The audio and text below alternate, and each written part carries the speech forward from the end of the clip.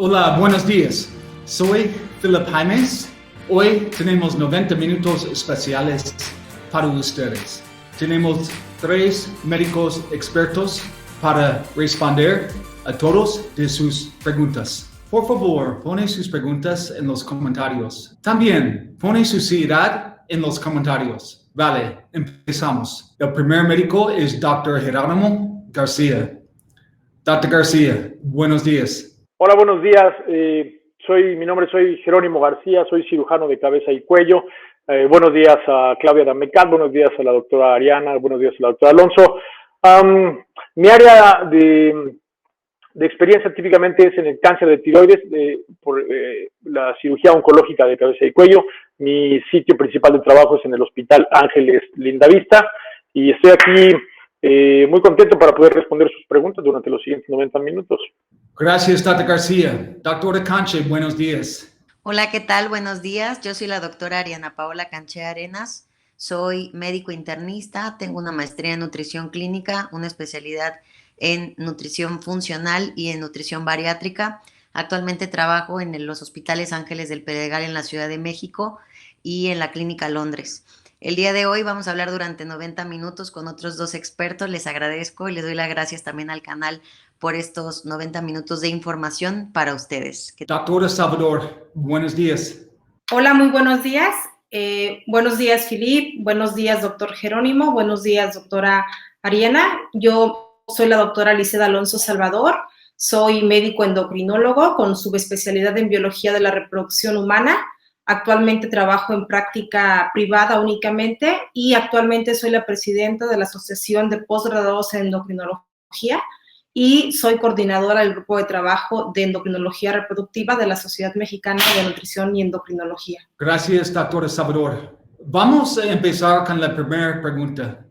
Yo voy a preguntar a cada médico, por favor, ¿cuál es el tema más común con sus pacientes en estos días? Empezamos con la doctora Canche. Doctor Canche, ¿cuál es el tema más común con sus pacientes en estos días?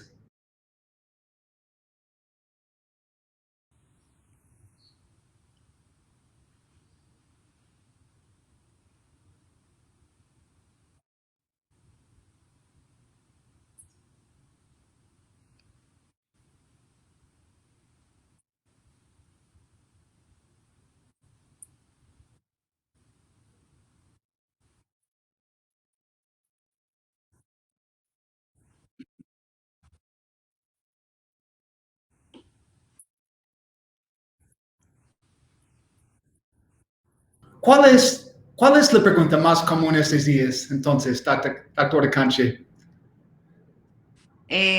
La pregunta más común respecto a la alimentación es ¿qué alimentos afectan mi tiroides? ¿Qué alimentos afectan el metabolismo? Si es verdad que el ayuno intermitente es bueno o malo, si la dieta cetogénica es buena o mala para el cáncer o no lo es, si es mejor comer vegetales crudos o no, si las vitaminas engordan o, en el caso que estamos viviendo actualmente, si las vitaminas tienen algún efecto inmunológico potente para protegernos frente a infecciones como la que estamos viviendo, sobre todo en pacientes susceptibles con enfermedades tiroideas.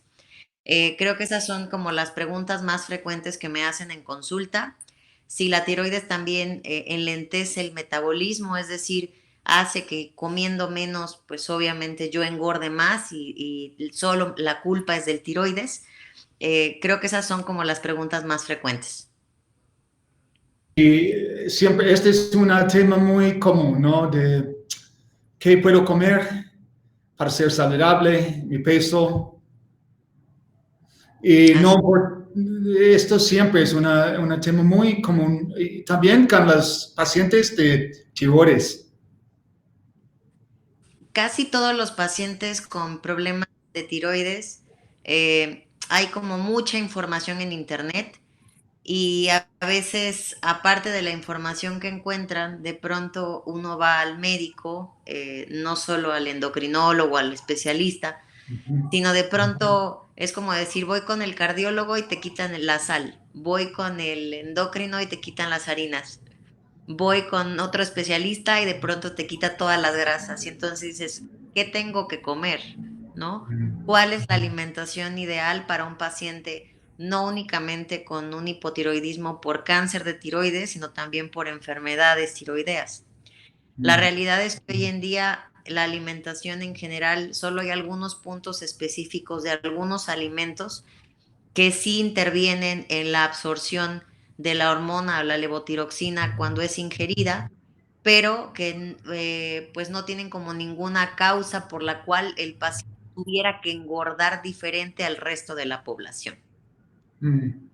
¿Y qué es la comida que va a ser un poco como complicado cuando estás tomando levotiroxina? Ok. Hay ciertos alimentos que está comprobado. Uno de ellos, no me voy a meter en moléculas porque la mayoría de nuestra audiencia pues son pacientes, pero por ejemplo el exceso de algunas semillas como lo son pues nueces, cacahuates, almendras, ¿no? Tienen un componente cuando las consumimos en exceso que puede bloquear un poco la acción de la hormona o esta parte de las deyodasas a nivel periférico. Entonces, pero no quiere decir que si yo como 4 o 5 almendras, que es una fuente de omega natural en mi alimentación, pues con eso estoy bloqueando completamente el efecto del fármaco. Es decir, sí puedo consumir estos alimentos, en el caso de las semillas, por ejemplo, pero en una cantidad moderada. Otro alimento importante que sí está bien estudiado, por ejemplo, es el brócoli o las coles, eh, que cuando se consumen crudas, por ejemplo, ahorita que tú me comentabas que estabas en Asia, Sí. cuando se comen más crudas, casi siempre nosotros sabemos que los vegetales entre más crudos estén, las propiedades se pierden menos. Pero en el caso de este alimento, en particular el brócoli, la col y la coliflor, que son variantes en México, que desconozco si hay, cuando las comemos crudas, sí interfieren con la absorción a nivel intestinal de la levotiroxina. Entonces, el paciente puede comer estos vegetales, pero los tiene que comer bien cocidos, a diferencia de lo que pensábamos. Es decir, tampoco es que esté exento de no comer ciertos, de por sí no comemos vegetales en la alimentación o el paciente los limita en la ingesta.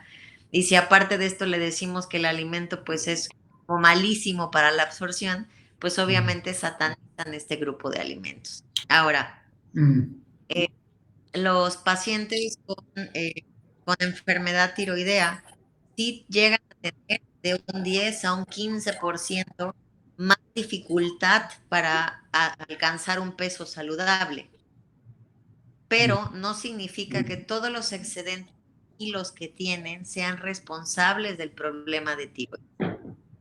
Es decir, el paciente con enfermedad tiroidea está obligado hasta cierto grado, como cualquier otra enfermedad, a llevar una alimentación saludable y un plan de ejercicio para mantener junto con la medicación pues un peso adecuado que le permita tener pues una vida con mucho mejor calidad.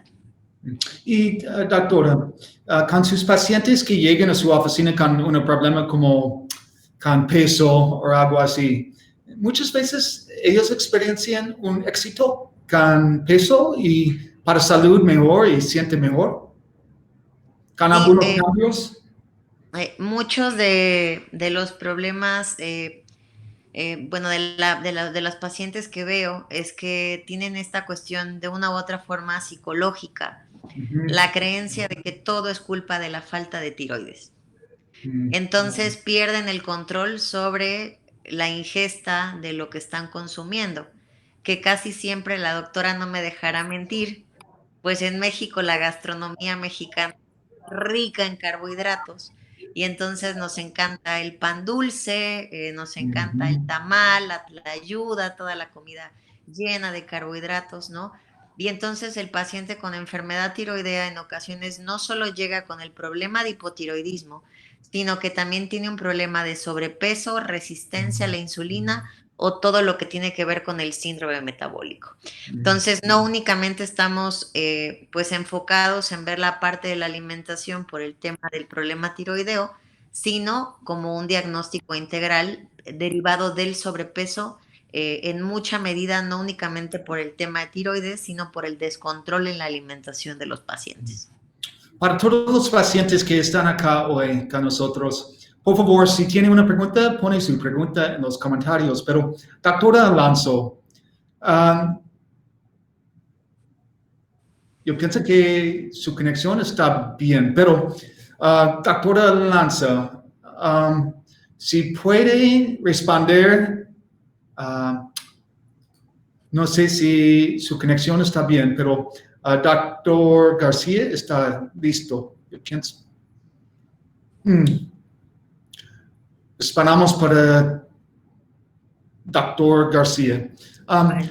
Doctora, entonces, para los pacientes de tiroides, ¿cuáles otros temas que, no sé, que están un problema para ellos? Que no, si no tienen un tiroides. Ok. Hay una problemática muy frecuente en México, que de hecho acá un paciente, creo, alguien acaba de comentar aquí por el chat, donde nos comenta este tema de los rastreos con yodo, doctor. Usted sabe que en otros países existe el recurso económico de inyectar un medicamento para que el paciente suprima la absorción y no tenga que quitar el medicamento durante un mes previo al estudio del rastreo. En México, el 90-95% de nuestros pacientes pues no tienen el financiamiento económico para este fármaco, entonces se tienen que quitar la levotiroxina durante 20-30 días previos al estudio y esto lo somete en una etapa, pues obviamente con una dieta restringida en toda la ingesta de yodo, que muchos ya lo deben de saber de toda la gente que está conectada. Y entonces no solamente es la restricción en la alimentación, sino los síntomas graves de hipotiroidismo, puesto que se retira para los que no están familiarizados y se están conectando, se les quita el medicamento para que a la hora de hacer el rastreo no haya un falso positivo de que hay algún ganglio que capte el yodo para verificar si no hay otra célula cancerígena.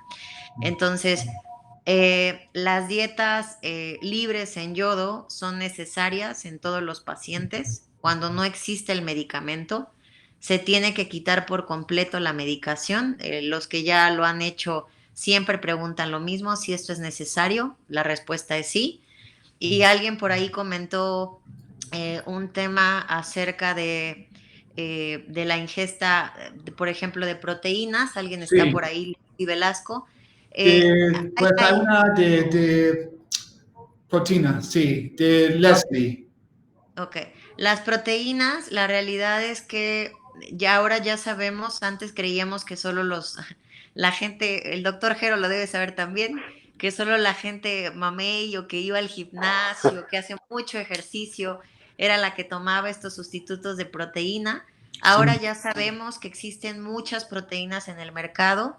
Unas están diseñadas especialmente para deportistas, otras para pacientes que se hacen estas cirugías metabólicas como bypass o manga gástrica, ¿no? Bypass en particular. Y hay proteínas diseñadas hasta para pacientes geriátricos. Entonces, la proteína en exceso no va a causar un daño renal. No es que yo coma 3, 4 medidas de proteína y de pronto mi riñón ya dejó de funcionar. Sirven en cualquier persona, no solo en pacientes con hipotiroidismo, siempre que estén ajustados a su dieta y que sea el reemplazo de un sustituto de proteína de origen animal. Un ejemplo rápido, si alguien es un paciente vegetariano o vegano y su ingesta proteica es muy baja, se pueden utilizar proteínas siempre calculadas a lo que el cuerpo requiere y por supuesto que un paciente con enfermedad tiroidea o postcáncer puede utilizarla, pero siempre respetando la cantidad que le toca a cada individuo según el peso, la estatura y pues el género. Acá es una pregunta para los dos y el tema es calcio de Esteban. Si falta calcio, a ver la pregunta de Esteban. Ok. Que si se utiliza las hormonas, creo que lo que trato de entender ahí es que si se utiliza la hormona tiroidea, hay una baja de calcio en el sistema como consecuencia de la administración. Aquí, digo, voy a hacer un paréntesis y ahorita voy a dejar que el doctor Jero también conteste esta parte porque también ahora sí que es su opinión y voy a decir más o menos por dónde entiendo la pregunta. En el deporte a veces se utiliza, en el deporte sobre todo el culturismo, se llegan a utilizar hormonas tiroideas con la finalidad de llegar a índices de masa corporales muy chiquitos con porcentajes de grasa muy bajos. Pero cuando estamos hablando en un paciente con cáncer de tiroides, que probablemente hubo una resección de las paratiroides, que son las que manejan el calcio, es completamente otro escenario. No sé si quiera comentar algo el doctor Jerónimo, por favor. Sí, buenos días. Cuando hacemos esta cirugía de tiroides, tenemos que conservar unas glándulas que se llaman paratiroides. Yo siempre digo a mis pacientes, son unas glándulas chiquititas, del tamaño como de una lenteja más o menos, y entonces típicamente hay 4, 2 arriba y 2 abajo de la tiroides. El problema es que estas glándulas no tienen un flujo arterial o no tienen un flujo independiente del resto de los órganos. Es decir, por ejemplo, la tiroides tiene 2 arterias tiroideas de cada lado. Los riñones pues, tienen sus arterias renales. Las paratiroides no tienen arterias paratiroideas. Dependen completamente del flujo que llegue a la tiroides. Entonces, muchas veces, aunque los cirujanos tratamos de respetar muy bien las paratiroides, cuando las quitamos o cuando las desimplantamos, quedan un poco lastimadas porque tienen bajo flujo arterial o algunas veces los tumores se comen literalmente las paratiroides, o sea, las envuelven y cuando hacemos las resecciones de cirugía pues tenemos que quitarlas. Y un problema es que estas glándulas controlan el calcio. Una idea que normalmente la gente tiene es que el calcio, que mis huesos así, pues, nací, crecí, ya tengo mi hueso y así se quedó toda mi vida, ¿no? Yo como calcio, se absorbe por mi intestino, viaja por mi cuerpo, se deposita en mi hueso, se desdeposita de mi hueso, lo saco por los riñones, y todo esto es un ciclo complejo. La doctora Ariana sabe mucho más de esto que yo, pero depende además de la activación de la vitamina D por el sol, por ejemplo, para poder hacer una buena absorción y un buen depósito de calcio. Y todo esto hace que las personas que operamos algunas veces tienen una cosa que se llama hipocalcemia posoperatoria. Es decir, tienen hipoparatiroidismo, sus paratiroides trabajan menos. Y entonces sí, estas personas tenemos que darles un aporte extra de calcio para que sea más fácil su absorción y para que puedan tener un nivel normal de calcio. El problema también es que el calcio es indispensable para el funcionamiento de muchos órganos, en particular de los músculos, y pues tenemos músculos tan importantes como el corazón, ¿no? Si nuestro corazón no está latiendo adecuadamente porque tenemos un mal depósito de calcio, una mala función de calcio, pues nos pueden dar arritmias y podemos tener funciones anómalas. Podemos tener funciones anómalas, ¿no? Probablemente es a eso a lo que se refiere. Si tenemos alteraciones de calcio, no todos los pacientes tienen alteraciones de calcio después de las cirugías. Típicamente es como el 1.5 o 2% de los pacientes. Doctores, hay muchas preguntas acá y más sobre dieta. Y doctor García tiene experiencia de cuando su peso fue más alto y ahora estás muy atlético, pero hay una pregunta acá sobre el tema de pescado. Yuseli está preguntando si pescado es un problema con la absorción de levothyroxina. Ok. Bueno, la única cuestión ahí sobre los alimentos en general es que, doctora, ¿nos escucha? Sí, buenos días. Buenos días, ya pude conectarme. Ok, perfecto. Entonces voy a hacer esta intervención rápida para que la doctora nos explique también. La realidad es que, como muchos saben, la levotiroxina tiene que tener un espacio de ayuno para poder ser absorbida en el medio ácido estomacal. Entonces, no es que un alimento en sí disminuya la absorción, siempre y cuando se tome de la manera en la que el endocrinólogo, el internista o el especialista, en este caso, lo está indicando. Muy bien. Y, doctora Alonso, seguimos adelante con hay otra preguntas acá sobre dieta también. Si tiene hipotiroidismo, es una pregunta de Lilian Soto.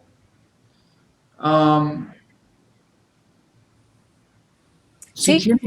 esta es una pregunta común. ¿Y cómo pueden responder a esta pregunta? Sí, bueno, la pregunta que Lilian Soto nos hace es que qué alimentos no se deben de consumir para los pacientes que padecen hipotiroidismo. La paciente en este caso toma 50 microgramos de levotiroxina. En realidad, hay algunas cuestiones en relación a muchas dudas que tienen los pacientes acerca de si algunos medicamentos con alto contenido de soya pueden interferir en la absorción correcta de levotiroxina. Sobre todo algunos alimentos con alto contenido de soya, tipo el brócoli, la col, generalmente pueden estar contraindicados en el tratamiento de pacientes con levotiroxina. Como tal, no contraindicados, sin embargo, el paciente va a requerir el uso de mayores dosis, que generalmente en este caso van a estar dosificados por kilogramo de peso. El paciente los puede consumir, pero siempre tiene que estar informando a su médico internista, a su médico endocrinólogo o el médico que lleva el tratamiento de si padece cáncer de tiroides, que está consumiendo alto contenido de soya o en la dieta para que en este caso el médico ajuste, sobre todo porque en algunos casos cuando hay un cambio en el perfil tiroideo es importante notificar al médico tratante.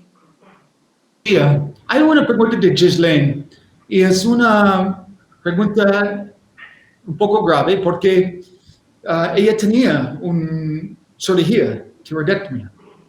Y ahora la pregunta es sobre yodo.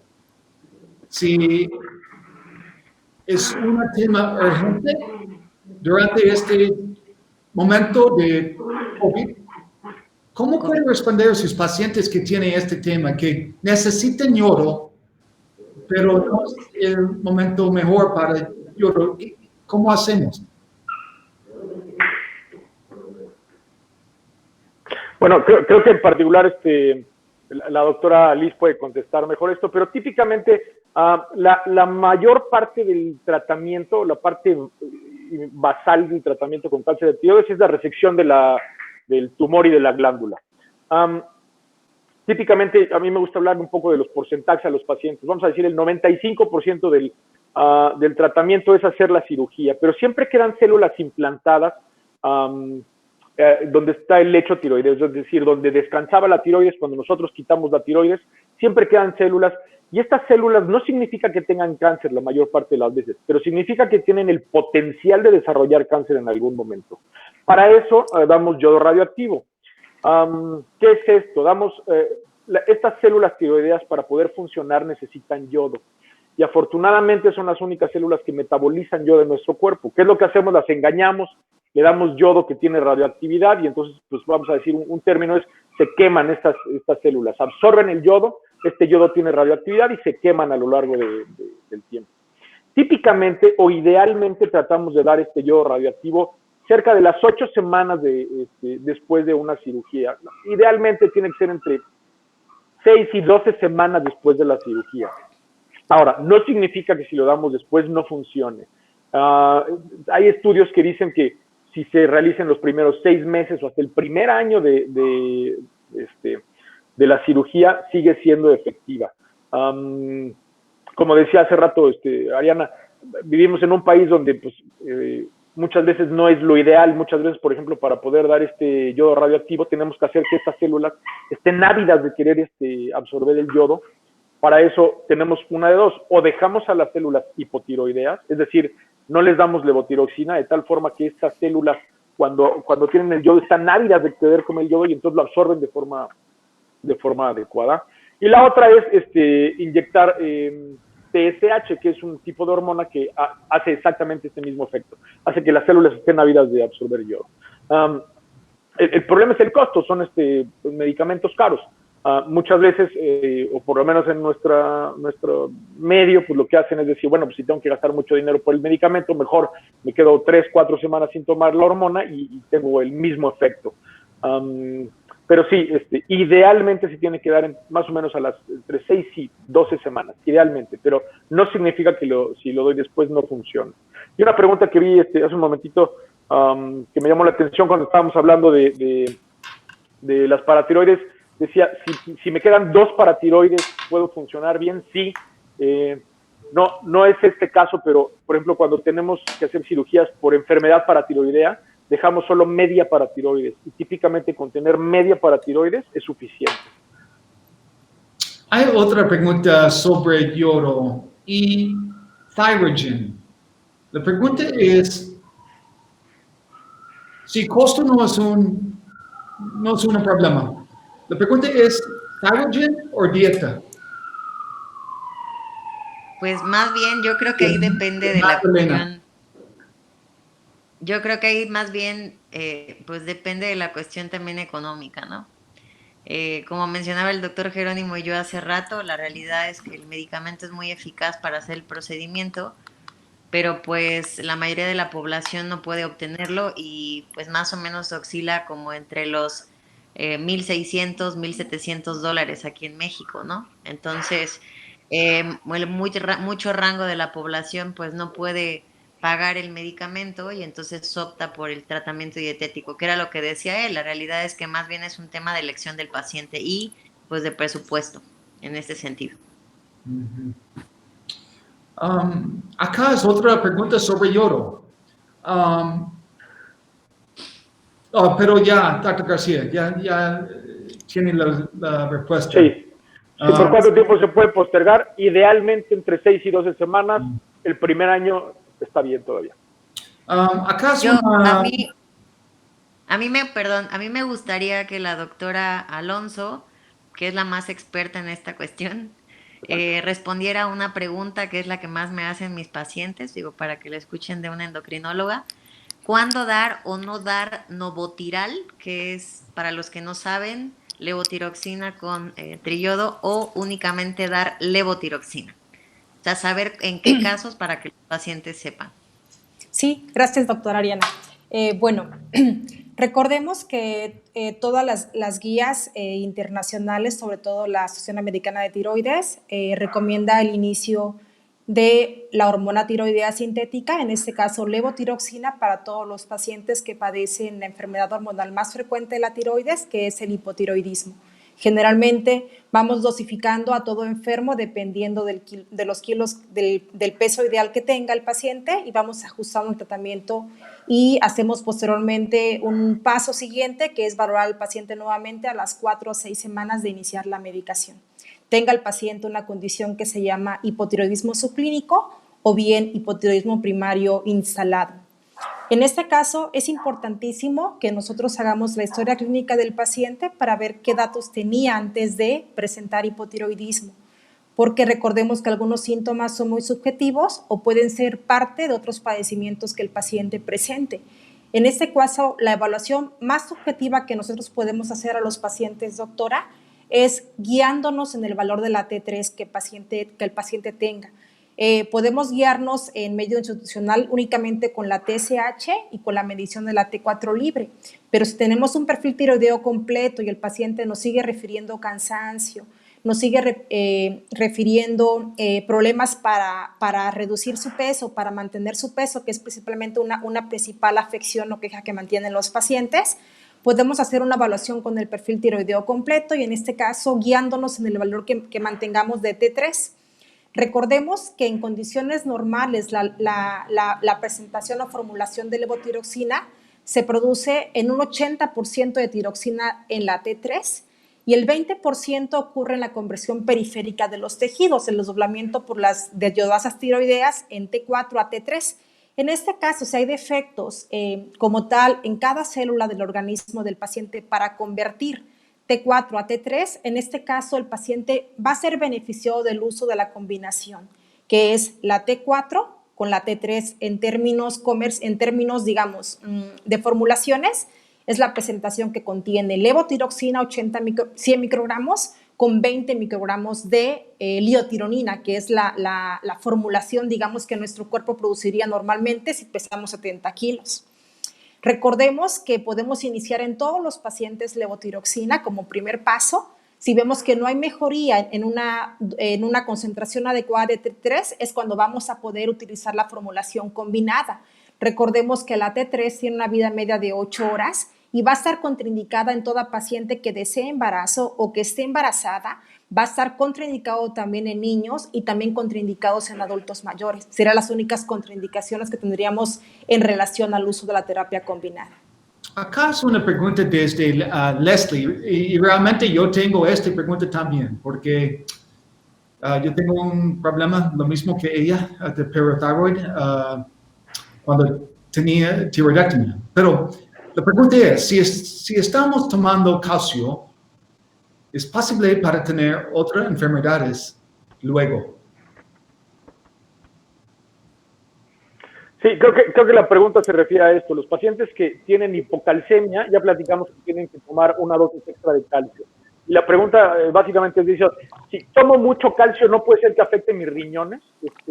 Hay enfermedad que se llama litiasis renoureteral. Este calcio viaja a través de la sangre y se filtra a través de los riñones y un porcentaje de calcio viaja por la orina, literalmente. Típicamente cuando tenemos demasiada cantidad de calcio en la sangre y se tiene que filtrar por los riñones, se van haciendo depósitos a lo largo del tiempo y entonces hacen depósitos de oxalato de calcio. La pregunta es, si tomo calcio porque tengo que tomar normalmente 4, 5, 6 pastillas de calcio en un día, ¿no voy a tener enfermedad renal? La respuesta típica es no. ¿Por qué? Porque el problema es que la gran mayoría de ese calcio ni siquiera se está absorbiendo. Como mis paratiroides no pueden estimular que ese calcio se absorba, la gran mayoría del calcio, de esas 6 pastillas que yo tomo, a lo mejor un 50% se va con las evacuaciones. Es decir, ni siquiera se absorbe por el intestino. Y eso es básicamente porque no puedo absorberlo. Lo que tenemos que hacer típicamente es dar una dosis muy alta para que esta concentración en mi intestino sea alta y entonces la absorción se facilite. Pero la gran mayoría de las veces, si me toman el nivel de calcio en sangre, puede ser que mi nivel de calcio en sangre esté en límite o bajo. Entonces, la respuesta es no. La gran mayoría de las veces no va a causar enfermedad renal. Evidentemente, tengo que tener una evaluación integral, de tal forma que tengo que saber cuál es mi nivel de calcio en sangre. Algunas veces, si estamos con duda o no, tengo que ver cuál es mi nivel de calcio en orina. Y muchas veces también los niveles de paratormona que tengo en sangre. Pero no, típicamente no. Yo tengo pacientes, les digo, no en este caso, típicamente no es en los cánceres de tiroides, pero por ejemplo, hay una enfermedad que se llama hiperparatiroidismo, donde produzco mucha cantidad de hormona, de paratiroides. Cuando quitamos estas glándulas, ahora mi hormona se va hasta abajo y entonces tengo que dar una gran cantidad de calcio a los pacientes. Hay veces que tengo pacientes que han tomado 15 o 20 tabletas en un día. Y la gran mayoría de la gente se espanta y dice, pues es que me van a causar piedra en los riñones. No, casi todo este calcio se pierde con las evacuaciones. Tata García, gracias. Seguimos adelante con esta pregunta de Alma desde México. 10 veces tenía yodo.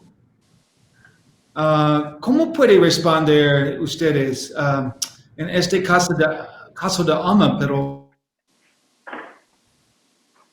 Sí. Lo que dice, lo voy a responder yo, no quiero responder todo, pero también veo como cirujano de cabeza y cuello, veo problemas de glándulas salivales. Uno de los problemas que tenemos, o de los efectos secundarios del yodo radioactivo, es que, así como toma el yodo radioactivo y como lo hago típicamente a través de la boca, porque es un líquido, las glándulas salivales se afectan un poco y causan un poco de fibrosis. Esta fibrosis significa que se hacen cicatrices por dentro, por los ductos, por donde corre la saliva, y entonces como no puede correr bien la saliva, la gente recibe resequedad en la boca cuando come.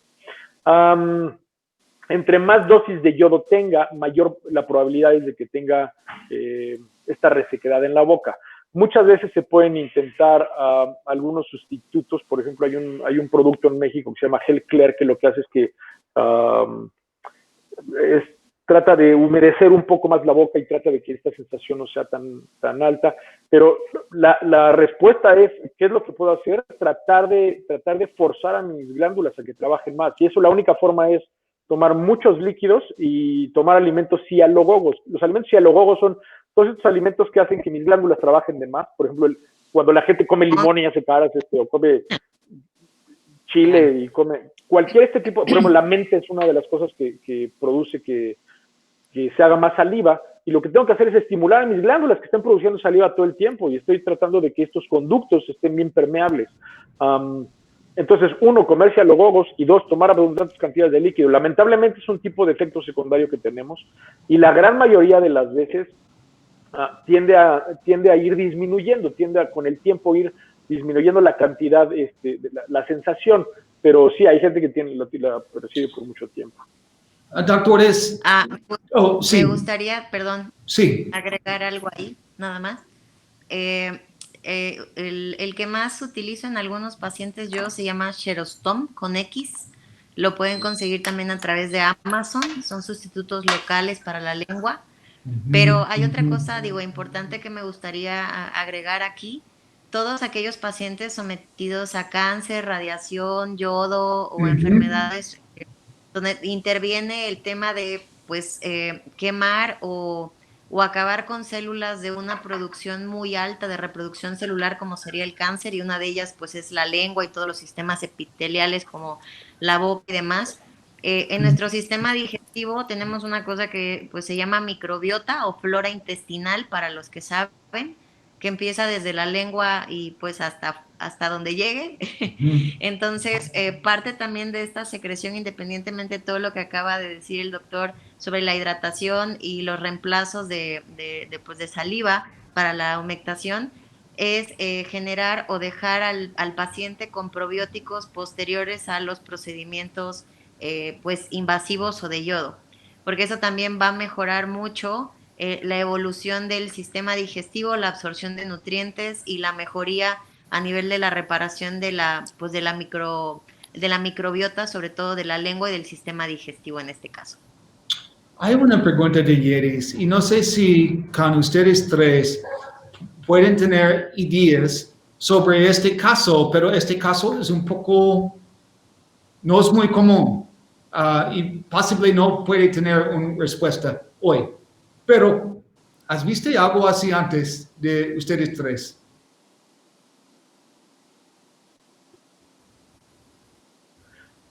Leo dice, en mi familia hay varios casos de tiroides en mujeres. A mi mamá hace 3 años le quitaron la tiroides. Después del yodo se le hicieron bolas muy marcadas en los músculos. ¿Alguno se sabe a qué se deba esto? No sé en particular, dice J.D. Robles, no sé en particular cuál sea su problema de su mamá, pero algunas veces hay unas cosas que se llaman lipomas. Los lipomas, que son pequeñas bolitas que se hacen de grasa típicamente por debajo de la piel, son cosas muy frecuentes en México. Muchas veces los cirujanos las vemos porque es algo muy frecuente que pasa en el resto de la gente, y muchas veces la gente cuando tiene subidas y bajadas de peso, que puede ser algunas veces por problemas de tiroides, es frecuente que salgan lipomas. Estos lipomas tendremos que evaluarlos y ver por qué es.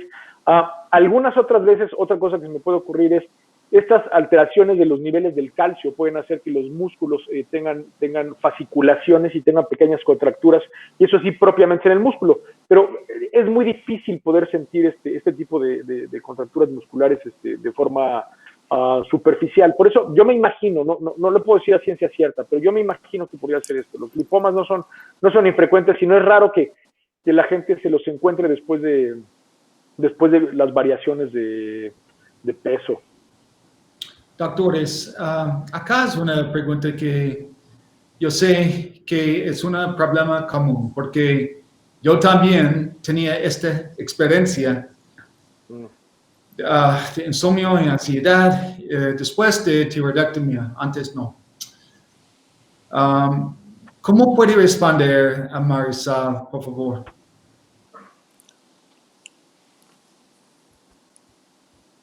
Alonso, ¿puede responder sobre este tema de insomnio ansiedad. Ella está tomando levotiroxina. Sí, no alcanzo a leer toda la pregunta completa, no sé si me pueden ayudar. Dice, hola, buenos días, doctores. A mí me diagnosticaron hipotiroidismo. Tomo 100 microgramos de levotiroxina de lunes, viernes, sábado y domingo. Ahí ya no alcanzo a leer toda la pregunta completa.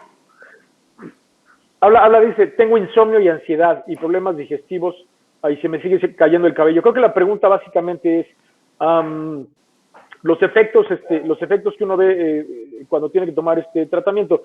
Muchas veces pueden ser, o lo que se refiere a ella y lo que decía Philip es, mucha gente no lo tenía y ahora tiene insomnio, ahora tiene problemas digestivos o trastornos de ansiedad. Sí, gracias, doctor. Sí, bueno, aquí la respuesta, Marisol, podemos asumir síntomas de exceso de dosis de hormona tiroidea siempre y cuando lo demostremos en tu perfil tiroideo. Si tu perfil tiroideo está adecuadamente sustituido, o sea, si tu cuerpo, perdón, está adecuadamente sustituido, no explicaría que tengas ansiedad. Aquí hay que descartar que la ansiedad sea causada por otros factores externos a tu vida. Y otra pregunta también muy común que nos hacen las pacientes que padecen hipotiroidismo sobre la caída del cabello, también al igual podría ser un síntoma bastante simple, pero realmente el tema de la caída de cabello es un tema bastante complejo para los dermatólogos. Algo muy común que podemos ver los endocrinólogos o médicos internistas es descartar la presencia de anemia, descartar la presencia de deficiencia de vitamina D o de micronutrientes que podrían explicar la causa de la caída de tu cabello. Y en este caso la tiroides puede estar perfectamente funcionando, perfectamente bien sustituida, la causa puede ser otra. Hay nada una... más, Sí. no sé si puedo agregar algo. También pasa, doctora, que, sí. bueno, doctores, que los pacientes de pronto van al médico, les dan su dosis, se van a casa y no regresan en un año. O sea, es decir, y bien ese año pudieron haber tenido una enfermedad, un caso de estrés, subido o bajado de peso. Entonces, todos los eventos, la dosis de levotiroxina, pues también va en función mucho del estado en el que se encuentre el paciente y el peso que en ese momento tenga. Entonces, se tienen que hacer monitoreos de manera periódica, por lo menos cada 3 meses, una vez que el médico endocrinólogo o internista los estabilice, porque en este caso me parece bien la pregunta de que está tomando la levotiroxina, pero no sabemos cuándo fue su último control. Ahora, agregado a lo que usted decía, doctora, con el tema del coronavirus, está pasando algo muy curioso. Como estamos encerrados, la vitamina D, como muchos lo han mencionado, pues se tiene que metabolizar asoleándose todos los días, por lo menos 1 hora, 4 veces a la semana, entre las 11 y las 3 de la tarde. Entonces, si de por sí muchos de nosotros no lo hacemos porque trabajamos bajo techo, ahora que estamos encerrados cada vez va a ser más frecuente y el déficit de vitamina D pues va a ocasionar no únicamente pues la falta de fijación al hueso que interviene con el tema del mecanismo del calcio que mencionaba el doctor Jerónimo, sino que puede también dar este problema de caída de cabello, aumenta el síndrome metabólico y también el tema de irritabilidad y depresión. Y agregado también otra cosa, todos los pacientes con enfermedades tiroideas y reemplazo con hormona de levotiroxina pueden llegar a tener deficiencia de absorción de la mayoría de las vitaminas del complejo B. Así como pasa en los diabéticos que toman metformina, en ocasiones hay que sustituir algunas vitaminas para que esta no sea otra causa por la cual se les cae el pelo y no echarle toda la culpa pues al tiroides o a la enfermedad tiroidea. Una pregunta de Lorna, doctores. Es una pregunta grave. Ella tenía una cirugía hace 25 días. La cirugía fue muy grave. En este punto yo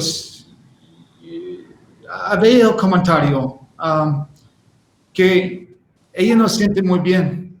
Fue hace 25 días y estaba preguntando qué es el próximo paso y posible es en este momento su vida cambia mucho después de esta cirugía. Doctor García. Sí, estoy tratando de ver la pregunta, pero si la pregunta es, hace 25 días, dice, la primera cirugía me dejaron media glándula y el tumor estaba enredado en el nervio laríngeo recurrente, tuvieron que cortarlo. Sí, algunas veces el problema es cuando quitamos la glándula, tenemos que fijarnos en varias cosas. Una, ya hablamos de las paratiroides, que son las glándulas que controlan el calcio. Y otra cosa muy importante son los nervios laringeos recurrentes. Tenemos básicamente dos nervios laringeos. Uno que es el recurrente que pasa por abajo y otro que viene de arriba, que se llama laringeo superior. Estos nervios lo que hacen es que nos ayudan a controlar el movimiento de las cuerdas vocales, que es con lo que hablamos. Algunas veces estos tumores invaden los nervios y tenemos que recetarlos. O algunas veces están los tumores, aunque propiamente no los invadan, están muy pegados y entonces al momento en que nosotros resecamos la tiroides tenemos el riesgo de poder lastimarlo. ¿Cuál es la consecuencia de esto? Lo que hacen estos nervios es ayudar a que las cuerdas vocales se muevan y podamos emitir la voz. La complicación más frecuente es una cosa que se llama disfonía. Disfonía significa que una o las dos cuerdas no se mueven adecuadamente y esto se traduce en un cambio de la tonalidad de la voz, es decir, tengo una voz que es diferente a la que yo tenía antes, típicamente es una tonalidad más grave y esto es por los laringes superiores. Otro es, tengo una voz muy ronca o me falta aire para poder respirar porque las cuerdas no se mueven adecuadamente y el paso del aire no es bueno. Hay especialistas, hay laringólogos que se dedican a resolver este tipo de problemas. Algunas veces se pueden inyectar estas cuerdas, algunas veces hay que hacer modificaciones de la laringe. En casos extremos se tienen que hacer resecciones o plastías se llaman, o sea, resolver este tipo de problemas. Si tiene 25 días de operado, tiene poco tiempo, es poco tiempo para evaluar la disfonía que tiene. Muchas veces estos nervios tardan muchísimo tiempo en desinflamarse, normalmente puede ser incluso hasta 6 meses, y entonces uno no puede saber, yo siempre le digo a mis pacientes, casi todos los pacientes tienen una cierta disfonía después de la cirugía, y esto puede ser tan alto como el 60%. El 60% de los pacientes después de una cirugía de tiroides pueden tener disfonía. Ahora, esta disfonía típicamente no es permanente. Casi todo el mundo en las primeras semanas, una o 2 semanas, recuperan su voz, y no solo su voz, sino la tonalidad de su voz y el esfuerzo que pueden hacer para hablar. Muchos pacientes me han dicho que lo que no pueden hacer es gritar, por ejemplo, o hacer voces muy, muy altas, y típicamente lo van recuperando. Entonces, si tiene 25 días, mi mejor recomendación es tener alta dosis de paciencia.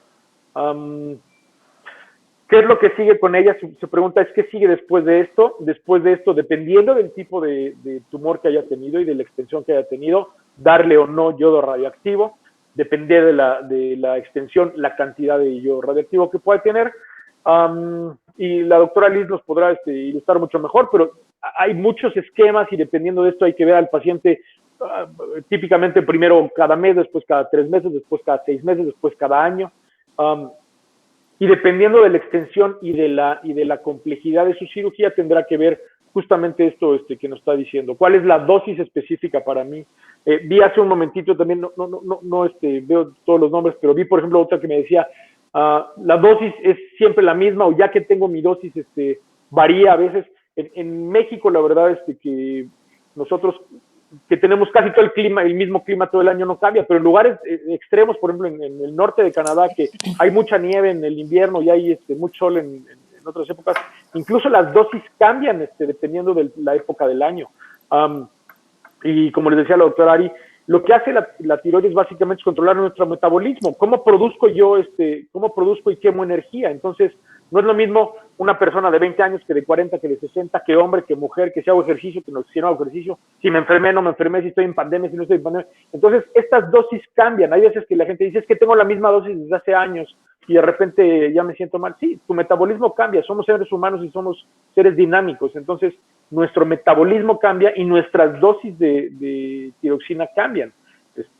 Por eso la doctora Liz no me dejará mentir. Es súper importante que aunque un paciente tenga una dosis ya bien establecida, siga teniendo controles para verificar que estas dosis no cambien. Entonces, si lamentablemente tuvieron que cortar el nervio porque estaba invadido, hay muchos procedimientos que se pueden hacer para arreglarlo, pero si tiene 3 semanas o 4 semanas de cirugía, es altas dosis de paciencia. Yo siempre le digo a mis pacientes, el primer año de una cirugía de tiroides es muy cansado, es muy fatigante, porque tenemos que ir al laboratorio, tengo que ir al doctor, tengo que ir al endocrinólogo, tengo que ir a conocer al cirujano, tengo que ir a... Es muy cansado, pero después del primer año todo es mucho más fácil. Sí, bueno, sí, quiero reforzar lo que acaba de mencionar el doctor Jerónimo. Es importante, como bien también mencionó hace un momento la doctora Ariana, que la levotiroxina tampoco es una sustancia mágica, o sea, es la hormona tiroidea más noble del mundo, actúa muy bien si estamos guiados sobre todo en una formulación también comercial, confiable, porque realmente el paciente, simplemente porque no encuentra el medicamento habitual, se le hace fácil de la mano tomar el primero que encuentre. Y ahí hay un gran cambio. Cambiar de una marca comercial a otra, también hay un grado de descontrol. Tenga forma redonda o forma de chicle, realmente es importante que el paciente sepa que también hay que llevar un control estricto. Generalmente hay un control estricto diferente que puede ser en la etapa de la pubertad a un control, por ejemplo, en el embarazo. Recordemos que el hipotiroidismo es la enfermedad hormonal más frecuente después de la diabetes, es accesible para todos los pacientes un perfil tiroideo y el medicamento de sustitución hormonal no es caro. Entonces, realmente no hay por qué vivir los estragos de un descontrol tiroideo, porque es mucho más costoso y impacta en todo nuestro bienestar un descontrol que puede afectarnos desde nuestro bienestar psicosocial, emocional, metabólico. Entonces, es en el momento en el que el paciente hipotiroideo esté con síntomas de gravedad o que se sienta mal, debe acudir antes a su control para realmente empezar a tener un control óptimo. Una pregunta desde Juana y sobre el tema de frío en sus pies. Sí, bueno, en este caso alcancé a leer hace un momento la pregunta de la paciente, que ella padece nódulos tiroideos. Hay que recordar que la enfermedad nodular tiroidea puede, en este caso, no sé cuál sea el caso de Juana María, si realmente esa tiroides está funcionando normal, o sea, que es el estado de eutiroidismo, estaba funcionando lenta, que es un nódulo tiroideo con hipotiroidismo, o estaba funcionando muy rápida, que eso es un nódulo tiroideo con hipertiroidismo. O sea, podemos encontrar nódulos tiroideos en cualquiera de las etapas de la función de la glándula. Lo más común es encontrarlos en pacientes con función tiroidea normal. Yo siempre les explico a los pacientes que la tiroides se puede enfermar de su forma o se puede enfermar de su función. En este caso, ella comenta que la TSH, o sea, la hormona estimulante de tiroides, le sale en 1, o sea, su función tiroidea es normal. En este caso, cuando hay hipotiroidismo, que realmente es cuando encontramos que la TSH, para los pacientes que no estén familiarizados con el tema, es cuando encontramos una TSH arriba de 10, sí podemos encontrar cambios en la temperatura corporal. O sea, podemos experimentar más frío de lo normal. En este caso, muchos pacientes experimentan frío en los pies, pero en este caso, Juana, en tu caso en especial, que sientas frío en esa zona de tu cuerpo no es por culpa de la tiroides. Y digo, habría también que checar el estado vascular. No conocemos como el resto del caso de la paciente, pero si tiene algún tema pues a nivel periférico, ya sea arterial o venoso, eso también puede estar influyendo, o alguna otra enfermedad como diabetes, como la doctora lo mencionaba. Yo quería hacerle 2 preguntas a los doctores, porque me las hacen mucho mis pacientes y muchos están conectados haciendo preguntas. La primera es, si yo soy un paciente con cáncer, bueno, si yo tengo un paciente en primer grado con cáncer de tiroides, es decir, mi mamá o mi papá tuvieron cáncer, ¿cada cuánto tengo que empezar a hacerme rastreos o qué estudio tengo que hacerme, desde qué edad? Y la segunda, si yo llego a encontrar un nódulo en un ultrasonido de tiroides, ¿cuál es el comportamiento que tengo que tener? ¿A quién acudo primero? ¿Y cuándo es, por ejemplo, la biopsia? Esa sería como la primera pregunta. Voy a responder primero la segunda pregunta, que es la que a mí me toca. Creo que la otra la puede responder muy bien la doctora Liz. La gran mayoría de los pacientes que llegan con un endocrinólogo y eventualmente con un cirujano me sentí una bola en el cuello. Una bola en el cuello pueden ser millones de cosas. Casi siempre y en nuestro medio son problemas de nódulos tiroideos. Ahora, cualquier persona que siente algo anormal en su cuello o algo normal en cualquier órgano, lo que tiene que hacer es ir y consultar con un doctor.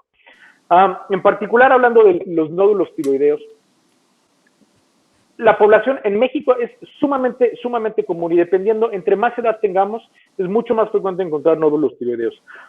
Por ejemplo, se ve que arriba de los 70 años, un gran porcentaje de pacientes tienen nódulos tiroideos. Ahora, no significa que estos nódulos tiroideos tengan que operarse o todos tengan que llegar a un tratamiento, ¿me explicó?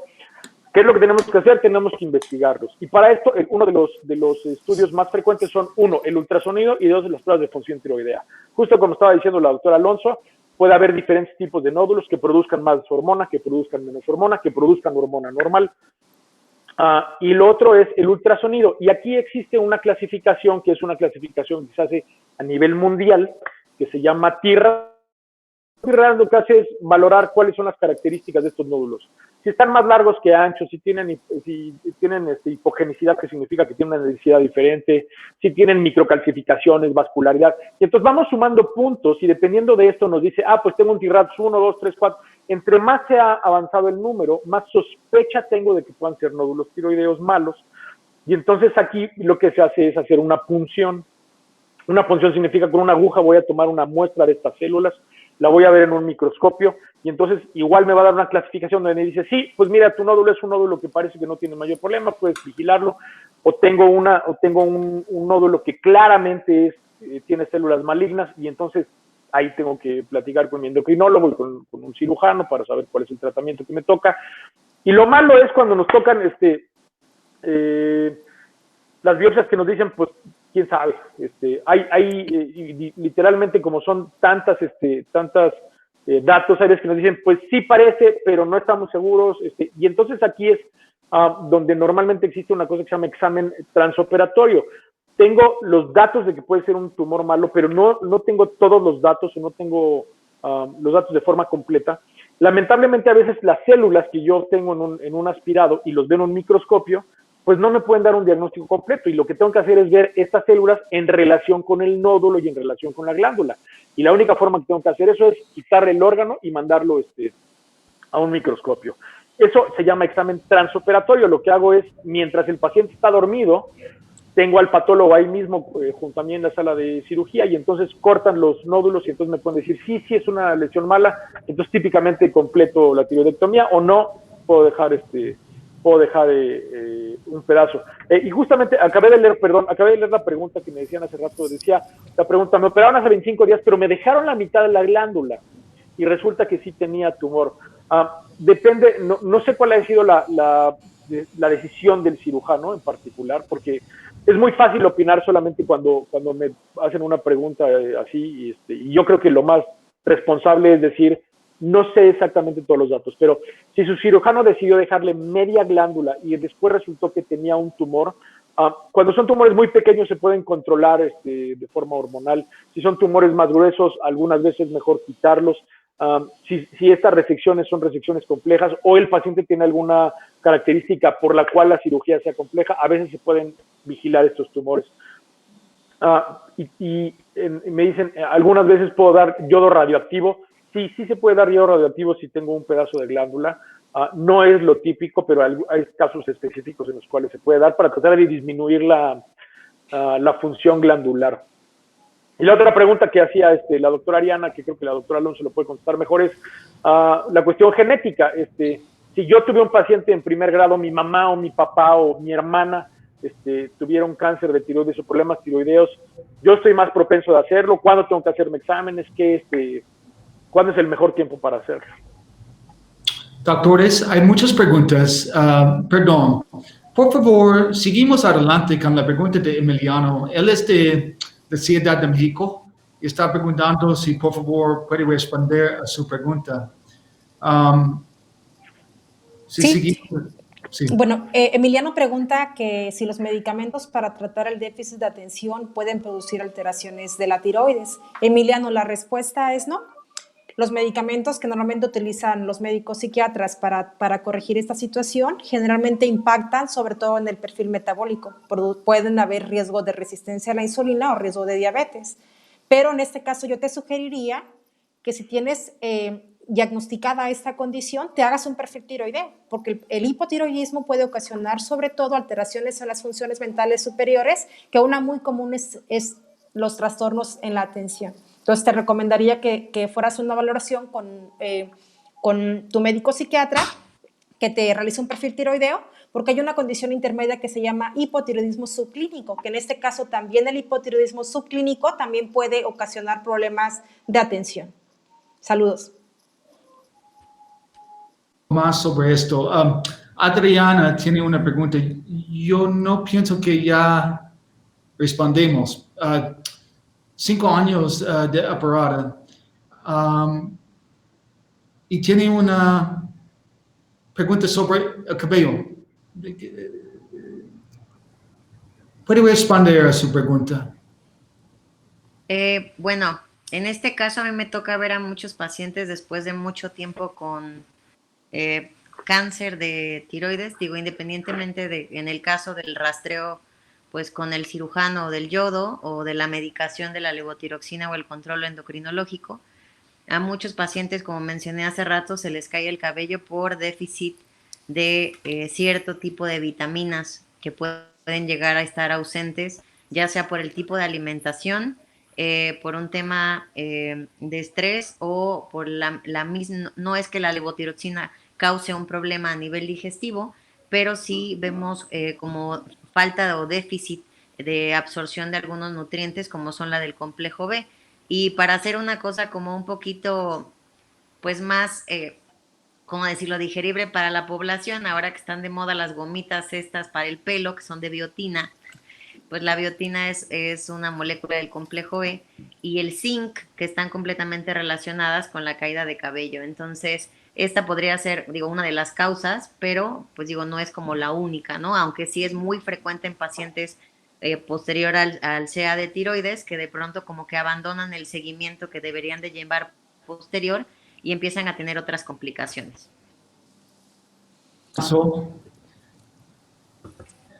Artemisa Artemisa. tiene una pregunta sobre, yo pienso que es mucho levotiroxina. Sí, de hecho, yo tomo como 100 y no tengo tiroides, pero por favor, si puede responder a su pregunta sobre este. Pues bueno, ahí en tu caso, Artemisa, realmente pues estamos considerando que, bueno, recibes una dosis bastante alta de hormona tiroidea, eso pues será indicación de tu médico tratante, ahí no podemos interferir, pero sobre todo es importante, en este caso, si tú padeces, generalmente veo una dosis alta, como si tú no tuvieras funcionando bien tu glándula tiroides o te lo hubieran extirpado por vía quirúrgica, solamente en ese caso puede ser entendible. Pero bueno, la idea es que si tú estás bien tratada, no tendrías por qué presentar taquicardias. Las taquicardias o palpitaciones que refiere el paciente se presentan cuando el paciente presenta exceso de dosis, o sea, está sobredosificado o sobresustituido, que será el término correcto. En este caso, te aconsejaría que acudieras a tu médico tratante para vigilar que estés bien controlada, porque si tienes estos síntomas es importante que no pasen desapercibidos porque puedes tener inclusive un problema cardíaco de fondo que no se haya investigado. Una pregunta de Fer. Creo que en el único caso en el que he visto estas dosis es en pacientes poscirugía derivativa. Es decir, aquellos que les hacen manga o bypass, porque como sabemos la absorción es a nivel gástrico. Entonces, como disminuye mucho el volumen del estómago, la superficie de absorción es pequeña y requieren mucho mayores dosis de reemplazo. Pero en un paciente sin esta condición, como decía la doctora, para todos aquellos que no sepan, las cifras de meta en pacientes con un hipotiroidismo por una enfermedad que no es cáncer, es diferente el rango que alcanzamos de TSH, si no me dejarán mentir, y el rango de TSH tiene que estar casi a 0 para que no haya alguna célula que esté captando pues, el cáncer o que empiece a haber esta estimulación, ¿no? Por eso los rangos son distintos. Pero digo, esto puede ser tan poco factible que de pronto a lo mejor solo con 150 lleguemos al 0 de TSH en este caso, y si ella no tiene estas condiciones, pues ver si no, como decía la doctora, si no está sobremedicada. Yo pienso que tenemos una mamá con mucha preocupación, se llama Fer, y le pregunté sobre sus hijos. Bueno, En este caso, Fer pregunta si los problemas de tiroides son genético-hereditarios, que en este caso, pues que sí hay una predisposición genética, porque en su familia hay muchos pacientes con enfermedades tiroideas. En este caso puede haber una predisposición genética, o sea, no es una enfermedad que sea 100% autosómica dominante. Fernanda, tienes que estar tranquila. Si tienes hijos pequeños, ir vigilando con ellos la talla, el crecimiento y el desarrollo de la pubertad. Generalmente, cuando un papá está enfermo, el paciente puede tener predisposición para poder presentar esta enfermedad y únicamente estar alerta como padres, vigilar peso, estatura, que haga la pubertad correctamente y en este caso, cuando veas que hay algo por ahí que no encaja, en este caso, acudir con tu médico pediatra para que revise ciertos pasos que podrían ser indicativos de una alteración de la tiroides, que en este caso es el retraso de la pubertad, retraso del crecimiento o de la talla y también problemas del niño en la escuela, o sea, que no se esté concentrando adecuadamente. Pero realmente no hay ningún riesgo elevado como en otras enfermedades. Doctores, hay una pregunta de Lorna y no sé exactamente su caso, pero el laryngeal nerve, yo pienso está cortado. Entonces, ella no puede respirar. Falta aire, no puede hablar. Yo sé esta experiencia porque también se corta mi laryngeal nerve y el médico fue en California. Y yo tenía ese problema. Yo no podía respirar, no puedo hablar. Pero, por favor, hable sobre el implante, porque yo tengo un vocal cord implant. Sí. Algunas veces, creo que ella misma es quien decía que tuvieron que cortarle el nervio. El nervio laringio. Lo que hace el nervio laringio las cuerdas vocales son literalmente dos cuerdas que vibran y entonces hacen que pase el aire en medio de ellas y vibran y produce voz. Cuando una de estas cuerdas vocales se le corta el nervio, entonces una de las cuerdas vibra normal, pero la otra no. Normalmente no puedo emitir voz porque la vibración es mala y porque además no se juntan las cuerdas vocales. Entonces tengo una cosa que se llama escape de aire. Eso se traduce como disfonía, es decir, tengo una voz ronca y además me falta el aire para respirar porque tengo una mala ventilación. ¿Qué es lo que se hace con estos casos? Típicamente cuando tengo una cuerda que no puede tocar a la otra, lo que se puede hacer es poner un implante cordal. Y esto hay muchísimas técnicas. La técnica más antigua, vamos a decir, es tengo que abrir otra vez la laringe, empujar la cuerda vocal con un implante. Y típicamente una vez que logro hacer que las cuerdas toquen una con la otra, aunque una se mueva poco, la otra puede compensarlo y la voz puede ser normal, puedo hablar normal, puedo respirar normal, y puedo gritar, puedo cantar, puedo hacer muchas cosas. Hay otras técnicas y depende de cada caso, por eso hay especialistas, yo les puedo contar especialistas extraordinarios, hay especialistas que se dedican a saber cuándo es mejor poner implante, cuándo es mejor inyectar una cuerda, cuándo es mejor hacer algún otro tipo de intervención. Ahora se hacen muchos procedimientos incluso de consultorio, donde yo puedo ir como si fuera el dentista, me hacen un procedimiento y me voy a mi casa. Tengo que esperar a que las cuerdas se desinflamen y tengo que esperar a que el tratamiento mejore. Típicamente son tratamientos lentos, pero sí, seguramente lo que tiene es una parálisis cordal, es decir, una de las cuerdas no se mueve bien, o una paresia, que significa que se mueve, pero no de forma adecuada. Muy bien. Hay una pregunta sobre yodo otra vez, del tema de yodo, de Marta. Tenía yodo hace 2 años.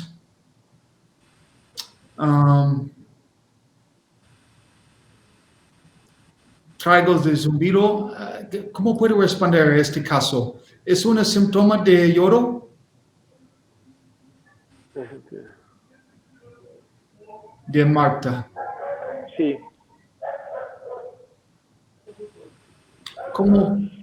¿Qué piensas? Bueno, la pregunta dice que le dieron yodo y ha sentido que la vista disminuyó mucho y tiene zumbido en un oído y baja audición. ¿Esto será causa del yodo? Me refiero que se refiere al yodo radioactivo. No, típicamente estas sintomatologías no son efectos secundarios frecuentes del yodo radioactivo. El efecto secundario del yodo radioactivo, el más frecuente en el momento agudo, es decir, cuando toma el medicamento, es problemas gástricos. Casi siempre puede dar un poco de náusea, a alguna persona le puede dar diarrea, a algunas personas le puede dar un poco de acidez.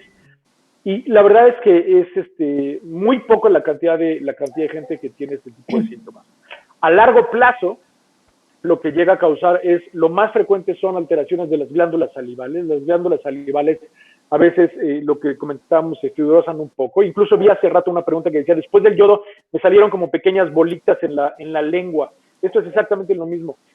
La lengua tiene unas glándulas chiquititas que son glándulas salivales que producen saliva, y estas glándulas puede pasar lo mismo, se ocluyen, se obstruyen. Y la pregunta era, ¿esto es cáncer? No, típicamente no es cáncer. Ya es una cosa que se llama cialoadenitis. La cialoadenitis significa que estas pequeñas glándulas salivales se inflaman. Hay tratamiento específico para esto. Tendrá que ver a un cirujano o a alguno de los doctores que la tratan específicamente para esto.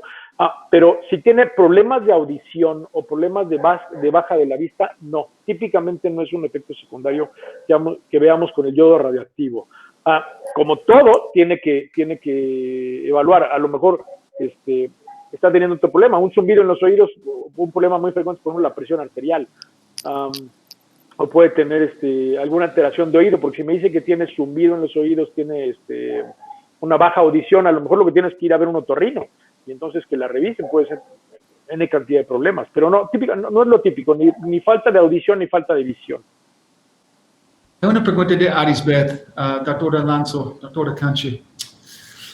Yo sé que esta es una pregunta muy común cuando tenemos el webcast. Sobre bajo de peso, sientes mucho sueño. Está preguntando sobre qué puede tomar para sentir mejor. Arisbeth.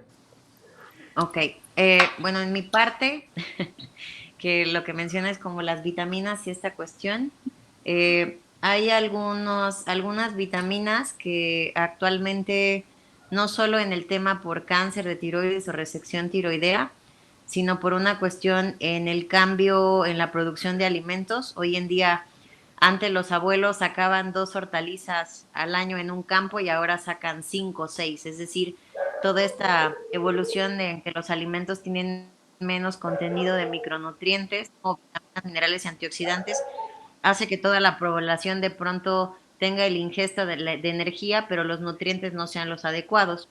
Entonces, en general, lo que se recomienda a nivel nutricional hoy en día, sobre todo en pacientes con enfermedades crónicas, que esta sería una de ellas, posterior al cáncer, es tomar algunos tipos de multivitamínicos que venden de forma comercial, no voy a decir nombres, que son esos que traen todas las vitaminas, minerales y antioxidantes, sin que tengan un impacto ni sobre el medicamento, ni sobre la salud, ni sobre vitaminosis tampoco. Todos traen entre el 15 y el 20% de los requerimientos de micronutrientes diarios y pueden no ser riesgosos para la salud si tuviéramos que hablar en un tema general.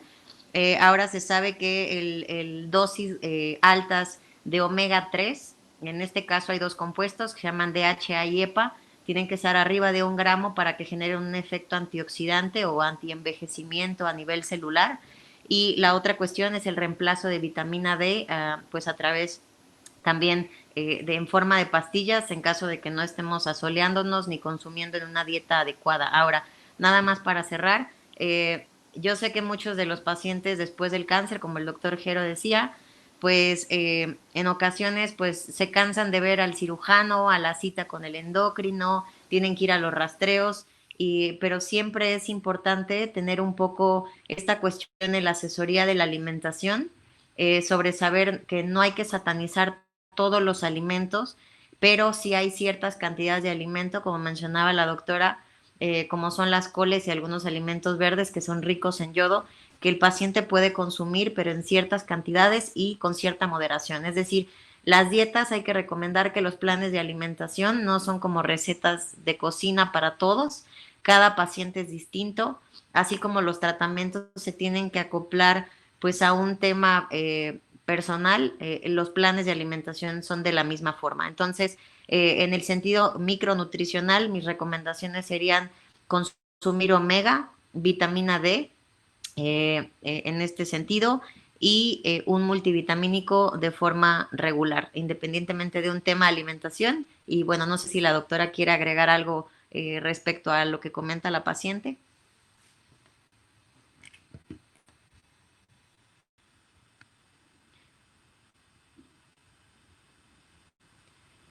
Disculpa, doctor Alonso está en Oaxaca y algunas veces la conexión no está muy bien. Hay una pregunta sobre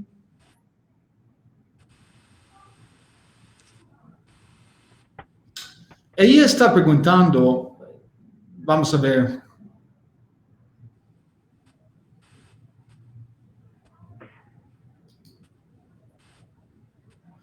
Otra vez, otra que tiene el problema de, este es de Arisberg, pero de acá. ¿Cuál es el nivel ideal para TSH después de tiroidectomía? Ok, creo que la mejor para responder esto es la doctora Alonso, pero ahorita se desconectó. Entonces, les voy a explicar. Típicamente lo que decía la doctora Ari es, los pacientes que no tienen cáncer y los pacientes que tienen cáncer tienen que tener una meta diferente de TSH. ¿Por qué? Y esto es una cosa, voy a tratar de no ser muy específico. Hay una hormona en el cerebro que se llama TSH. Esta hormona, TSH, estimula a mi glándula tiroides a que produzca hormona tiroidea. Cuando produce hormona tiroidea, llega a mi sangre, corre todo mi cuerpo y regresa a mi cerebro, y entonces es una cosa que se llama biofeedback. Y entonces lo que hace es determinar si tengo mucha hormona, disminuzco la producción. Si tengo poca hormona, aumento la producción. Y toda la vida voy haciendo esto, y eso es lo que hace mi tiroides. Cuando yo ya no tengo tiroides porque me la quitaron porque tuve cáncer, este control, mi cerebro no sabe que me quitaron la glándula, y entonces depende de la cantidad de levotiroxina que corre por mis venas para poder determinar si produzco o no produzco mayor cantidad de TSH, que es la hormona que produce mi cerebro. Esta hormona TSH favorece a que las células tiroideas tengan producción hormonal, y cuando tengo células que tuvieron cáncer, favorece a que tengan producción de cáncer. ¿Me explico? Si yo quité una glándula tiroidea y quedaron algunas células implantadas, trato de darles yodo para poder quemarlas. Pero si se quedó por ahí alguna célula, esta célula lo que quiero es que se quede hibernante, que se quede quiescente, que se quede dormida, que no haga nada. ¿Cuál es la forma de hacer eso? Que la TSH esté en 0 o lo más cercano a 0. Entonces la pregunta es, ¿cuál es el nivel ideal? 0 o lo más cercano a 0, ¿ok? Si esta TSH empieza a subir, entonces estas células empiezan a producir o tratan de buscar hormona para poder estar activas, y eso puede favorecer que estas células, si es que tenían cáncer, puedan producir mayor cantidad de cáncer. Justamente eso es lo que hacemos cuando les damos, hacemos un rastreo corporal. El rastreo corporal significa, voy a hacer un rastreo de todo el cuerpo para saber dónde hay células tiroideas. No significa que sean células que tengan cáncer, significa que son células activas de tiroides. Entonces, ¿qué es lo que hacemos? Estas células le quitamos a la gente la levotiroxina o le damos Thyrogen, y entonces estas células empiezan otra vez a activarse. Cuando hago el rastreo puedo identificar dónde están estas células. ¿Por qué? Porque la TSH idealmente ahora sí la quiero llevar por arriba de 30. No es lo normal. Es un estudio específico que estoy haciendo para saber si estas células tienen o no actividad. Una vez que hago el rastreo, otra vez le vuelvo a dar hormona tiroidea con la idea de disminuir la TSH a 0. Entonces la pregunta es, ¿cuál es el nivel ideal? 0, o lo más cercano a 0 que pueda hacerlo. Hay una pregunta, es otra pregunta. Todas estas preguntas son graves, pero también es grave. Sobre el tema otra vez de yodo. Y ahora ella tiene algunos síntomas serios, muy serios. Sí, dice Melina Robles, dice, después del tratamiento del yodo radioactivo me salieron unos granitos en la boca y en las glándulas salivales. ¿Puede ser cáncer? No. Esto es una cosa que se llama cialoadenitis, es lo que estaba explicando hace un momento. La cialoadenitis significa que las glándulas salivales se inflaman, y esto sí puede ser directamente por el yodo radioactivo. Típicamente tiende a pasar un poco con el tiempo, a veces son semanas, a veces pueden llegar a ser incluso meses. Y estas pequeñas glándulas salivales, hay unas glándulas muy pequeñitas que están sobre la lengua, y estas glándulas de la misma forma se pueden inflamar. Hay varios tratamientos, algunas veces tienen que ser tratamientos locales, por ejemplo, son como sustitutos de saliva. Lo que hace primero es tratar de disminuir la inflamación y luego bajar la cantidad de bacterias que tenemos en la boca. Las bacterias que tenemos en la boca son bacterias buenas la mayoría de las veces, pero algunas veces si estas glándulas se inflaman, pueden infectar estas mismas glándulas y entonces causar mayor problema y problemas crónicos. Entonces estas papilitis se llaman, pueden ser cuestiones crónicas. Algunas veces hay que usar enjuagues orales, por ejemplo, una de las cosas que usamos mucho es enjuagues con clorexidina, que es un tipo de antiséptico, y lo venden en cualquier supermercado. O sea, se cepilla a la gente los dientes, usa la clorexidina para hacer enjuagues y lo escupo. Yo no se lo recomiendo a toda la gente porque el problema de la clorexidina es que también puede dañar el esmalte si la gente lo usa de forma crónica. O sea, el esmalte de los dientes, que es la recubierta de los dientes, también si uso la clorexidina de forma crónica, también se puede dañar. Entonces, mi mejor recomendación es si tienes o si tienen problemas con la lengua, con los problemas salivales, vean algunos de los especialistas que las operaron, o incluso si no, puede ver un otorrino, este tipo de cosas lo manejan muy bien los otorrinolaringólogos. Pero no, típicamente no es un problema de cáncer. Una pregunta de Ari. Ari tiene una pregunta para chequear a su familia. Es posible que Ari ya tenía cáncer de tiroides y con muchas innovaciones en estos días sobre este tema. ¿Cuándo puede chequear a su familia si es un riesgo de cáncer de tiroides?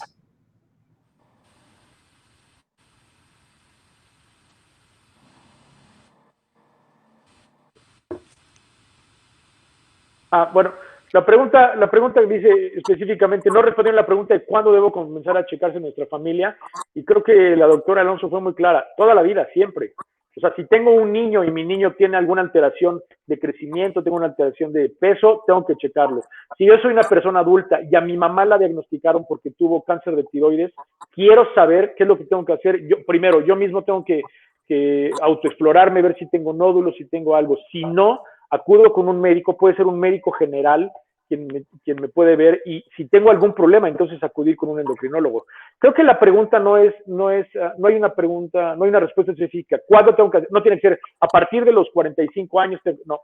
Es una cuestión que se tiene que hacer permanentemente y es algo que se tiene que hacer continuamente.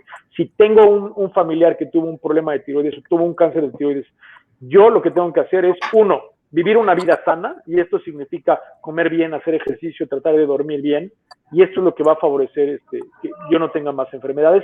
Y si tengo cualquier síntoma, ya sea un nódulo, o tengo síntomas de hipotiroidismo, o tengo síntomas de cualquier cosa, rápido acudir a un médico. Ok, doctores, doctora Alonso, doctora Canche, hay dos preguntas sobre TSH. Seguimos con la primera de Sandra León. Está tomando 50 micrograms. Está un TSH de 8.56. ¿Cómo puedo responder a su pregunta? Ahí la pregunta que ella la plantea que realmente su valor de TSH fue de 8.56. Creo que eso, entiendo que fue antes de que le recetaran levotiroxina 50 microgramos. Doctora, falta un poco de voz, volumen. Ok. Bueno, en este caso, lo importante es que ella llegue al tratamiento óptimo, o sea, que se encuentre controlada. Ella padece hipotiroidismo subclínico, según entiendo, entonces debe tratarse de forma adecuada. El control óptimo tiene que ser mantener la TSH de 0.5 a 2, que es el reemplazo hormonal correcto. Tu médico te puede ajustar el tratamiento hormonal cuando hayan pasado de 4 a 6 semanas. Él va a decidir realmente, según el peso que estés manejando, la dosis que te va a ir aumentando para tu siguiente valoración. Sí, bueno, me gustaría agregar ahí nada más, porque creo que no alcanzó a leer bien esa parte la doctora. Cuando llegamos a tener en nuestro perfil tiroideo, no sé si algún paciente de ustedes se hace un check-up, y lo encuentro entre 5 y 9, voy a poner ese ejemplo, se podría decir que es un hipotiroidismo subclínico, o sea, todavía no determinamos un hipotiroidismo franco, puede haber muchos factores que pueden hacer que baje o suba la TSH y hay que estudiarse de todas maneras, ¿no? Pero si un paciente tiene arriba de 10 de TSH, es hipotiroidismo, si la doctora no me deja mentir, y en ese caso nunca se empieza con una dosis completa. Ya sea el endocrinólogo, el internista o el médico especialista, siempre va a empezar con el reemplazo de la hormona poco a poco, porque si yo doy la hormona de golpe total, la dosis, puedo llegar a causar efectos como los que mencionaban de taquicardia y ansiedad, puesto que el cuerpo estaba acostumbrado a un metabolismo bajito. Entonces, en el caso de la pregunta de esta paciente, su médico pues la encontró con 12 de inicio, le empezó con 50, ahora tiene 8, él tiene que volver a revalorarla hasta que llegue a metas, es decir, probablemente tenga que seguir incrementando la dosis, por eso era lo que mencionaban los doctores, que sí es una enfermedad que tiene que irse controlando de manera constante, no quedarse, es como me dieron 50 y como si fuera una gripa me voy y no regreso en un año. O sea, hay que seguir con un monitoreo hasta que el especialista nos diga cuándo es la siguiente cita y cuándo es la dosis exacta para mí. Bueno, en este caso, doctora, gracias por la pregunta, realmente no alcancé a leerla correctamente. En este caso, respondiendo al comentario que menciona la paciente, no ha llegado al control, o sea, es decir, el médico inicia el tratamiento, hay guías que nos sugieren cuándo debemos de iniciar por kilogramo de peso, cuando tenemos hipotiroidismo primario, que era en este caso el valor cuando se encuentra arriba de 10 de la TSH, y lo conveniente era revalorarla en 6 a 8 semanas. En este caso, la paciente no ha llegado al control óptimo y ocupa un nuevo ajuste que va a depender de su médico tratante. La única contraindicación para iniciar la dosis completa, doctora, como usted menciona, es en el paciente adulto mayor. En el paciente arriba de 65 años de edad tenemos que iniciar ajustes progresivos que pueden ir desde un 25 a un 50%, pero en cualquier etapa de la vida, incluso hay esquemas también que usamos en pacientes embarazadas, podemos iniciar dosis bastante altas para llegar al ajuste óptimo, pero no hay ninguna contraindicación en otra etapa de la vida para iniciar la sustitución completa. Una pausa. Hay una pregunta de Elda, pero un momento, casi llegamos por 90 minutos. Yo quiero compartir con toda la gente que está acá con nosotros. Número uno, gracias. Gracias a los médicos. Y también, hay muchas preguntas. Y si los médicos tienen un momento hoy o mañana para responder en los comentarios, es posible. Por eso, pacientes, sus preguntas, si no hay tiempo para responder en este minuto, podemos responder en los comentarios luego. Casi tenemos tiempo para uno o dos más preguntas. Acá es uno de Elda García. Y posible una pregunta más. Dice, ¿cada cuándo se realizan los rastreos post-tiroidectomía por cáncer tiroideo? Hay varios tipos de rastreos que se tienen que hacer. Típicamente, hay varias escuelas, pero vamos a decir las más frecuentes son los controles hormonales tienen que hacerse al principio cada mes, una vez que se tiene un control más o menos establecido, cada 3 meses, 6 meses y al año. Después tengo que hacer rastreos anatómicos. Anatómicos se refiere a ver si es que he crecido con mayores nódulos o no.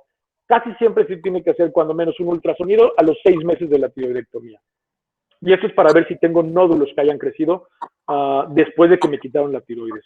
Y el rastreo corporal, que se refiere a ahí ya la función celular, es decir, cuando me hacen un rastreo con yodo radiactivo para determinar si es que tengo implantes de células en algún lugar, se hacen idealmente cuando menos uno antes de los 6 meses después de la tiroidectomía, otro a los 6 meses o al año, y una vez que es negativo, hay varias escuelas, pero una vez que es negativo, se dice que tengo que tener cuando menos 2 rastreos negativos con diferencia de 1 año, y si esto es así, entonces puedo suspender los rastreos corporales. Evidentemente, si tengo sustitución hormonal, tengo que tener controles hormonales de por vida, siempre. Eso es lo que había preguntado. Incluso vi hace un momentito una paciente que quería responder, porque dice, si tengo bien controlada mi tiroides, ¿me puedo embarazar? Sí. si la paciente, yo la paciente más pequeña que he operado, por cáncer tenía 14 años, y entonces claro que después ella quiso hacer su vida, casualmente estudió medicina, después la gente se quiere embarazar, hacer su vida, sí, tiene que tener un buen control. Una persona que está bien controlada, que tuvo cáncer de tiroides, se puede embarazar, puede tener un niño feliz y sano, pero evidentemente tiene que tener tanto su control ginecológico como su control endocrinológico, porque su metabolismo va a cambiar definitivamente durante su embarazo. Entonces sí, tiene que tener un control muy estrecho con su endocrinólogo. Cerramos con esta pregunta de Carlos. Ya tenía una cirugía hace 5 meses. Está preocupado porque no puede tener tratamiento en estos 5 meses de COVID.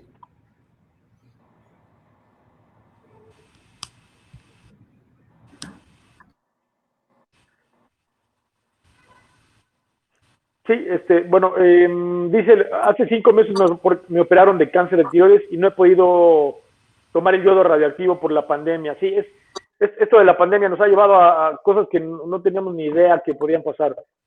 ¿Debo preocuparme? No.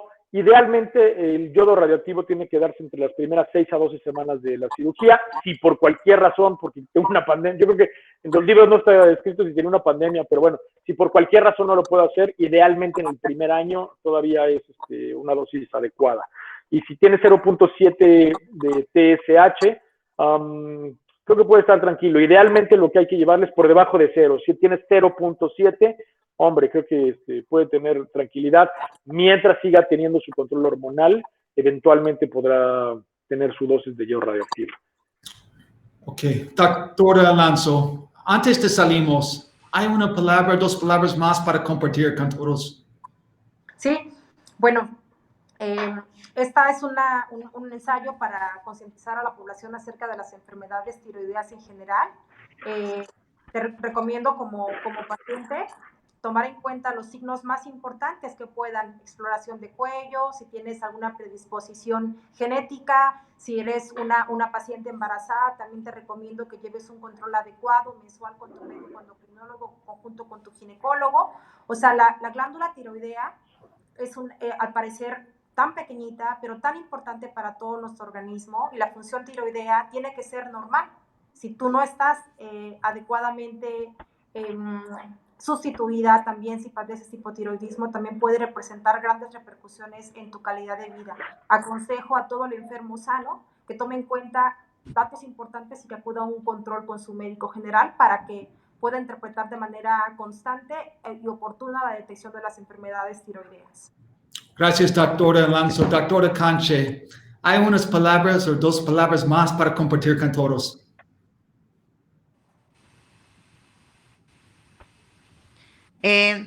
Sí, me gusta. Hace rato vi una pregunta ahí sobre el tema de los probióticos y otras cosas.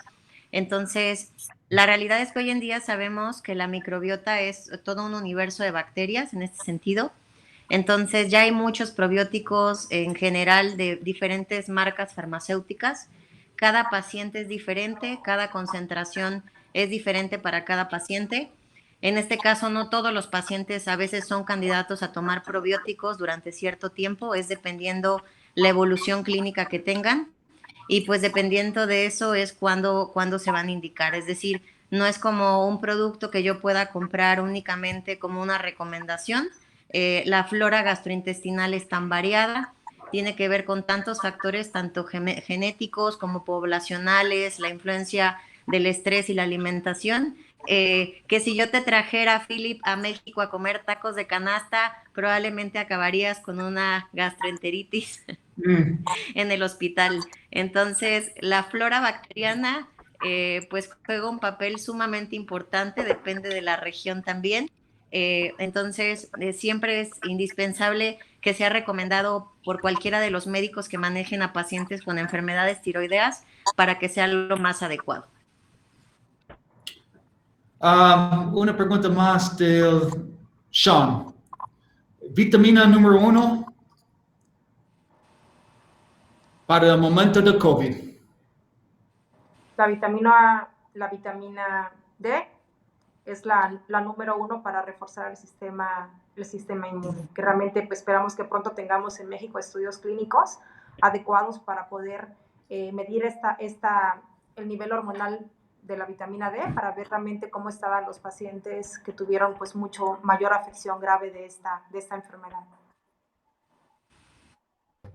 Doctor García, antes de salimos. Sí, pues creo que lo único que me queda por decir es gracias a la gente que estuvo aquí con nosotros, gracias a Philip por interesarse en llevar toda esta información a la gente, gracias a Claudia Cárdenas y a la gente de AMECAT por hacer esto posible, y yo me comprometo, aunque hay millones de preguntas, voy a tratar de responder en algún momento, si no en mi página en Facebook, Dr. Jerónimo García, búsquenme, yo ahí responderé eventualmente. Muchas gracias a todos por estar aquí, a la doctora Alonso, a Ari. Creo que yo soy el que más aprendo siempre cuando estoy en estas pláticas. Gracias, Dr. García. Antes de salimos, una vez Gracias a todos. Gracias a los doctores. Gracias a AMCAT, a Claudia para el apoyo. Y para todos acá, yo sé que hay muchas preguntas. Vemos sus preguntas y si los médicos tienen unos momentos este fin de semana, ellos van a responder a sus preguntas por la página acá en los comentarios. También hay un grupo privado en Dr. T. Rodis con Philip James. Es un grupo privado que los pacientes pueden estar en el grupo y tienen el apoyo de otros pacientes y otros médicos. Entonces, con eso, tengan un buen día, un buen fin de semana. Gracias a todos. Gracias, Felipe. Gracias, Philip. Muchas gracias.